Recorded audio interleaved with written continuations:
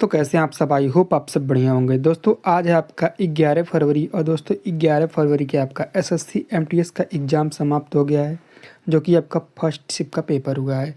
थोड़ा दोस्तों आज लेट हुआ है पेपर होने में, क्योंकि दोस्तों कई सेंटरों का पेपर ही नहीं हुआ है, ठीक है। तो इसीलिए दोस्तों थोड़ा लेट हुआ है, ठीक है। तो दोस्तों हम लोग देखेंगे इसमें कौन कौन से क्वेश्चन पूछे गए हैं, और जितने भी क्वेश्चन पूछे गए हैं दोस्तों उनसे संबंधित कुछ महत्वपूर्ण फैक्ट भी हम लोग डिस्कस करेंगे। तो इस वीडियो को आप लोग पूरा ध्यान से देखिएगा, और कौन कौन से क्वेश्चन पूछे गए थे और आपके कितने क्वेश्चन के राइट आंसर इसमें सही हो पाए हैं वो भी आप कमेंट करके बताइएगा। और जिनका दोस्तों अगले शिफ्ट में होने वाला है वो दोस्तों इस वीडियो को जितना भी एक्स्ट्रा फैक्ट मैं बताऊंगा क्वेश्चन के ना, वो सभी आपको ध्यान में रखना है, क्योंकि आपके अगले शिफ्ट में हो सकता है यही क्वेश्चन आपको हूबहू देखने को मिल जाए, ठीक है। क्योंकि दोस्तों ऐसे ही क्वेश्चन पूछे जा रहे हैं। और दोस्तों जो अदर एग्जाम की तैयारी कर रहे हैं दोस्तों, वहाँ उनके लिए दोस्तों ये मोस्ट इंपॉर्टेंट क्यों है, क्योंकि आपको पता चल जाएगा दोस्तों ये एग्जामिनर क्वेश्चन कहाँ कहाँ से बना रहा है, ठीक है। तो चलिए दोस्तों बिना समय गवाए वीडियो करते हैं स्टार्ट। दोस्तों पहला क्वेश्चन आपका पूछा गया था 1932 में जे चैडविक ने एक उप परमाणु कण की खोज की जिस पर कोई आवेश नहीं था और द्रव्यमान प्रोटॉन के बराबर था। इसे क्या कहा जाता है दोस्तों? इसे क्या कहा जाता है? इसे आपका न्यूट्रॉन कहा जाता है। इस क्वेश्चन का राइट आंसर आपका ऑप्शन नंबर ए हो जाएगा, ठीक है। चलिए दोस्तों अगला क्वेश्चन आपका पूछा गया था लॉर्ड खान मंदिर कहाँ स्थित है। तो दोस्तों ये लॉर्ड खान मंदिर कहाँ स्थित है? ये आपका एहोल कर्नाटक में है। एहोल कर्नाटक में, ठीक है। चालुक्य डायनेस्टिक 5th सेंचुरी, ये कौन सा वंश था दोस्तों? था तो ये आपका चालुक्य वंश था, और ये 5th सेंचुरी में बनाई गई थी, है ना। और ये भगवान शिव को समर्पित है। चलिए अगला क्वेश्चन आपका पूछा गया था दोस्तों निम्नलिखित में से कौन सा एसिटिक अम्ल का एकमात्र प्राकृतिक स्रोत है? तो दोस्तों ये आपका सिरका है, ठीक है। इस क्वेश्चन का राइट आंसर आपका ऑप्शन नंबर सी हो जाएगा। सिरका दोस्तों 5 से 8% एसिटिक अम्ल का होता है, ठीक है। यह शर्करा या एथेनॉल के किण्वन द्वारा बनाया जाता है, ठीक है। तो ये भी दोस्तों आपको याद रखना है। अगर जो आपका पेपर नहीं हुआ है तो पेपर आपका हो गया है तो दोस्तों आप अपना आंसर मिला लीजिएगा। चलिए अगला क्वेश्चन आपका पूछा गया दोस्तों फोगाट बहने निम्नलिखित में से किस खेल से संबंधित हैं? तो दोस्तों फोगाट बहने किस खेल से संबंधित हैं? ये आपके कुश्ती से संबंधित हैं। किससे? कुश्ती से। इस क्वेश्चन का राइट आंसर आपका ऑप्शन नंबर डी हो जाएगा, ठीक है। चलिए दोस्तों अगला क्वेश्चन आपका पूछा था यूरोपीय दक्षिण वेधशाला दुनिया का सबसे बड़ा optical telescope extremely large telescope कहाँ बना है? हाँ, कहाँ बन रहा है? तो ये दोस्तों कहाँ पे बन रहा है? इस क्वेश्चन का राइट आंसर क्या हो जाएगा? तो दोस्तों रॉकी दी लॉस मुचाचिस, है ना। ये आपका ये यहाँ बना है कि मोनाकेवा हवाई यहाँ बना है, या सदरलैंड दक्षिण अफ्रीका में बना है? तो ये कहाँ पे बना है दोस्तों? शेर अरमान जोश चिल्ली में बना है ना। कहाँ पे? शेर अरमान जोश चिल्ली में। तो इस क्वेश्चन का राइट आंसर आपका ऑप्शन नंबर ए हो जाएगा। अगला क्वेश्चन आपका पूछा था, अगला क्वेश्चन देखने से पहले कुछ महत्वपूर्ण बातें दोस्तों हम लोग देख लेते हैं। इसका मुख्य दर्पण दोस्तों 39 मीटर चौड़ा था। यह पृथ्वी जैसा एक्सपो प्लेनेटेस क्या प्लेनेट्स पर जीवन के संकेत की खोज और डार्क मैटर के अध्ययन के लिए बनाया जा रहा है। इसकी इमेज हबल स्पेस टेलीस्कोप से 15 गुना अधिक स्पष्ट होगी, ठीक है। तो ये फैक्ट आपको ध्यान में रखना है, कितना? 15 गुना अधिक स्पष्ट होगी। चलिए दोस्तों अगला क्वेश्चन आपका पूछा था चंद्रमा किस बल के कारण पृथ्वी के चारों ओर चक्कर लगाता है? तो गुरुत्वाकर्षण बल के कारण। इस क्वेश्चन का राइट आंसर आपका ऑप्शन नंबर बी हो जाएगा। अगला क्वेश्चन आपका पूछा था अगस्त 2025 तक बृहस्पति के पास कितने पोस्ट प्राकृतिक उपग्रह हैं? तो कितने हैं दोस्तों? 97, यानी कि 97 उपग्रह हैं, है ना।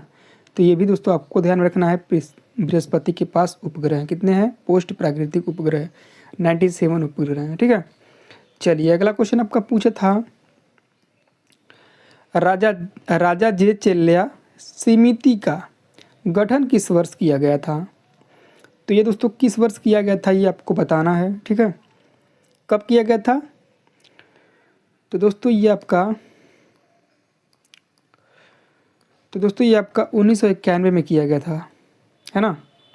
इस क्वेश्चन का राइट आंसर आपका ऑप्शन नंबर डी हो जाएगा 1991। ठीक है, चलिए दोस्तों अगला क्वेश्चन आपका पूछा गया था 1801 में किस अवध के नवाब को अंग्रेजों के साथ संधि करने और अपना आधार क्षेत्र सौंपने के लिए मजबूर किया गया था, जबकि उसने शुरू में इसका विरोध किया था। बहुत गहरा क्वेश्चन पूछ दिया है दोस्तों, है ना। तो इस क्वेश्चन का राइट आंसर क्या हो जाएगा दोस्तों बताइएगा, है ना। ये दोस्तों आपका राइट आंसर क्या हो जाएगा दोस्तों बताइएगा। इस क्वेश्चन का राइट आंसर आपका ऑप्शन नंबर ए हो जाएगा दोस्तों, सआदत अली खान। ठीक है, सआदत अली खान। ठीक है, चलिए अगला क्वेश्चन आपका पूछा था दोस्तों, निम्नलिखित में से कौन सा रंग जूडो बेल्ट का मानक रंग नहीं है। तो ये आपका गुलाबी नहीं है, क्या गुलाबी। इस क्वेश्चन का राइट आंसर आपका ऑप्शन नंबर बी हो जाएगा। ठीक है, चलिए अगला क्वेश्चन आपका है, क्वेश्चन आपका अगला है सांची स्तूप के शिल्प मुख्य रूप से क्या चित्रित करते हैं, है ना। तो सभी को पता होगा दोस्तों, ये आपके बुद्ध के जीवन और जातक कथाओं के दृश्य यही आपका चित्रित करता है। इस क्वेश्चन का राइट आंसर आपका ऑप्शन नंबर सी हो जाएगा। दोस्तों अगला क्वेश्चन आपका पूछा था, मानव उत्सर्जन प्रणाली में गुर्दे में नेफ्रॉन का कौन सा भाग रक्त से नाइट्रोजन युक्त अपशिष्ट को मुख्य रूप से हटाता है ना। तो कौन सा हटाता है दोस्तों। इस क्वेश्चन का राइट आंसर क्या हो जाएगा, तो दोस्तों ग्लोमेरुलस। इस क्वेश्चन का राइट आंसर क्या हो जाएगा, ऑप्शन नंबर डी ग्लोमेरुलस, है ना। तो यही हटाता है। अगला क्वेश्चन आपका है दोस्तों, ये आपका क्या है, इनकरेक्ट, है ना, इनकरेक्टली, यानी कि क्या है ये दोस्तों, ये आपका इंग्लिश से पूछा हुआ था दोस्तों, select the incorrectly spelled word, है ना। तो इसमें से कौन सा स्पेलिंग एरर है बताइएगा, है ना। तो दोस्तों इस क्वेश्चन का राइट आंसर आपका ऑप्शन नंबर यही सही है। ठीक है, क्या फेलगमैटिक। ठीक है, चलिए हाँ ये सही है, 100% सही है दोस्तों। ठीक है, 100% इस क्वेश्चन का राइट आंसर आपका ऑप्शन नंबर ए हो जाएगा, फेलगमैटिक। ठीक है, चलिए अगला क्वेश्चन आपका पूछा गया था, select the correctly spelled word, है ना। क्या select the correctly spelled word.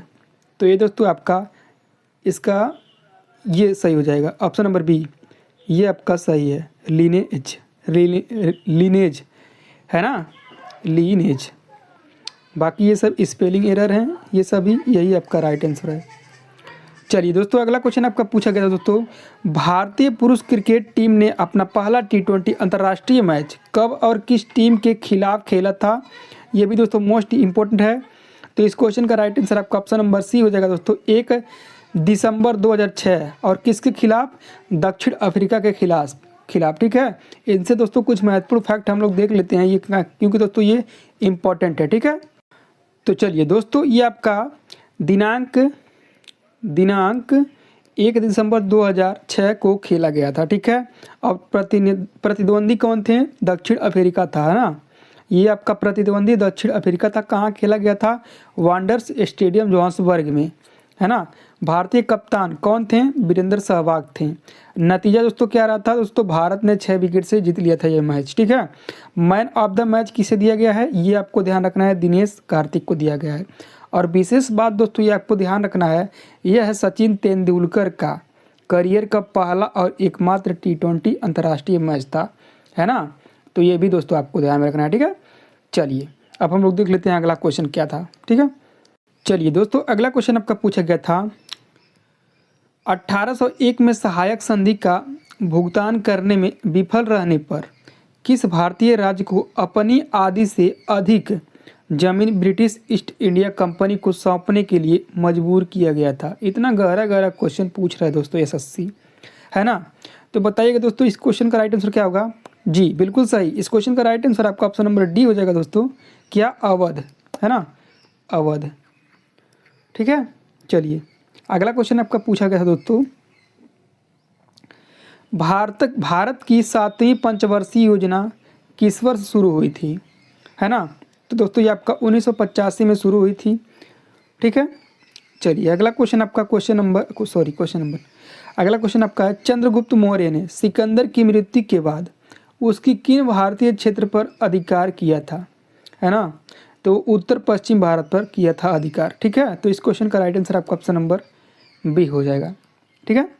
चलिए दोस्तों अगला क्वेश्चन आपका पूछा था, नृत्य जो मनप्पा जनजाति द्वारा सद्भाव और सह अस्तित्व के माध्यम से समृद्धि का प्रतिनिधित्व करने के लिए किया जाता है, किस भारतीय राज्य का एक प्रसिद्ध लोक नृत्य है ना। आपसे ये पूछ रहा है। तो इस क्वेश्चन का राइट आंसर आपका ऑप्शन नंबर सी हो जाएगा दोस्तों, अरुणाचल प्रदेश। क्या? अरुणाचल प्रदेश, ठीक है, अरुणाचल प्रदेश, है ना। मुनप्पा किस भारतीय राज्य का प्रसिद्ध लोक नृत्य है? तो ये अरुणाचल प्रदेश का है। अगला क्वेश्चन आपका पूछा गया था, सेलेक्ट द मोस्ट एप्रोप्रिएट, है ना, एप्रोप्रिएट, क्या? Appropriate सिनोनियम for the given word, है ना। ये आपका वर्ड कौन सा दिया गया है? नेग्लिजेंस, ठीक है। नेग्लिजेंस का आपका सिनोनियम्स पूछ रहा है, तो इसका सिनोनियम्स क्या होगा बताइएगा, ठीक है। हाँ जी जी, इस क्वेश्चन का राइट आंसर आपका प्रेसिएशन हो जाएगा, ठीक है। क्या? प्रेसिएशन, सॉरी दोस्तों, है ना, ये नहीं होगा, सॉरी दोस्तों, ये आपका केयरलेस होगा, केयरलेसनेस होगा। तो इस क्वेश्चन का राइट आंसर आपका ऑप्शन नंबर डी हो जाएगा, माफ़ करिएगा, है ना। चलिए अगला क्वेश्चन आपका पूछा गया था, choose the word that can replace the underline phrase to make the sentence can be the opposite meaning पूछ रहा है दोस्तों। अपोजिट मीनिंग कौन सा होगा? हाउ मच का, how much of the work was completed. तो ये दोस्तों इसका आपका क्या होगा? हाँ, हाउ लिटिल होगा, है ना। तो इस क्वेश्चन का राइट आंसर आपका ऑप्शन नंबर ए हो जाएगा, हाउ लिटिल। अगला क्वेश्चन आपसे पूछा गया दोस्तों, निम्नलिखित में से किन कारकों को मानव जनसंख्या प्रवास के लिए प्रतिकर्षक या आकर्षक कारक माना जाता है ना। तो ये आपका पहला आपका दिया गया था कथन, मिट्टी यानी कि उर्वरता, अवनयन। दूसरा आपका दिया गया था खनिज यानी कि उपलब्धता। तो इसका दोनों सही हो जाएगा दोस्तों। इस क्वेश्चन का राइट आंसर आपका ऑप्शन नंबर सी हो जाएगा। अगला क्वेश्चन आपसे पूछा था, being India inside the real India पुस्तक के लेखक कौन है? सभी को पता होगा दोस्तों, कौन है बताइएगा दोस्तों, कौन है? पवन के वर्मा है ना, पवन के वर्मा। इस क्वेश्चन का राइट आंसर आपका ऑप्शन नंबर बी हो जाएगा। अगला क्वेश्चन आपसे पूछा था, डाल्टन के परमाणु सिद्धांत के संदर्भ में निम्नलिखित कथनों में से कौन सा सही है? ये कथन आपका एक है, एक कथन दो। परमाणु पदार्थ का सबसे छोटा अविभाज्य कण होता है। रासायनिक प्रतिक्रिया में परमाणुओं को बनाया या नष्ट नहीं किया जा सकता है। ये कथन आपका निष्कर्ष आपके सामने है, यही आपसे पूछ रहा था। तो इसका भी राइट आंसर आपका ऑप्शन नंबर सी हो जाएगा। एक और दोनों सही हैं, एक और दो दोनों सही हैं, ठीक है। चलिए अगला क्वेश्चन आपका पूछा गया था, प्रमोद भगत किस खेल से संबंधित हैं? सभी को पता होगा दोस्तों, ये पैरा बैडमिंटन, है ना, ये पैरा बैडमिंटन से संबंधित हैं। इस क्वेश्चन का राइट आंसर आपका ऑप्शन नंबर डी हो जाएगा, ठीक है। तो दोस्तों ये थी 11 फरवरी के क्या फर्स्ट शिफ्ट के क्वेश्चन, है ना। और ये बिल्कुल ऑथेंटिक और रियल प्रश्न है ना। दोस्तों आपको मैं बता दे रहा हूँ, बहुत ही ज़्यादा आपको युद्ध से दोस्तों पढ़ लेना है ना, प्रमुख युद्ध जो हुए हैं, और जनगणना पढ़ लेना है ना, जनगणना। ये दोस्तों टॉपिक आपको पूरे अच्छे से कवर करना है। यहाँ से क्वेश्चन हर एग्जाम में देखने को मिल रहे हैं, और क्रिकेट से संबंधित भी आपको देखने को मिल रहा है, ठीक है। तो ये भी पढ़ लीजिएगा, ठीक है।